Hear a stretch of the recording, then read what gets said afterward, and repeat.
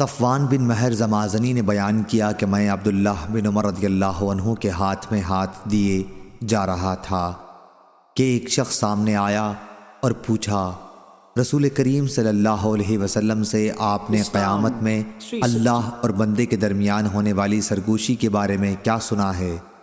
عبداللہ بن عمر رضی اللہ عنہ نے کہا کہ میں نے رسول اللہ صلی اللہ علیہ وسلم سے سنا، آپ فرماتے تھے کہ اللہ تعالیٰ مومن کو اپنے نزدیک بلا لے گا اور اس پر اپنا پردہ ڈال دے گا اور اسے چھپا لے گا۔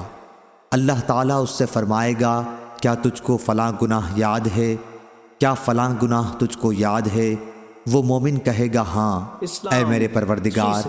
آخر جب وہ اپنے گناہوں کا اقرار کر لے گا اور اسے یقین آ جائے گا کہ اب وہ ہلاک ہوا، تو اللہ تعالیٰ فرمائے گا کہ میں نے دنیا میں تیرے گناہوں پر پردہ ڈالا اور آج بھی میں تیری مغفرت کرتا ہوں۔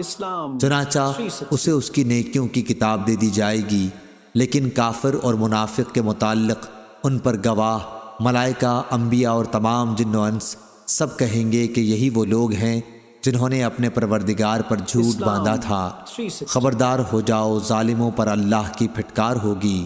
صحیح بخاری حدیث نمبر 2441۔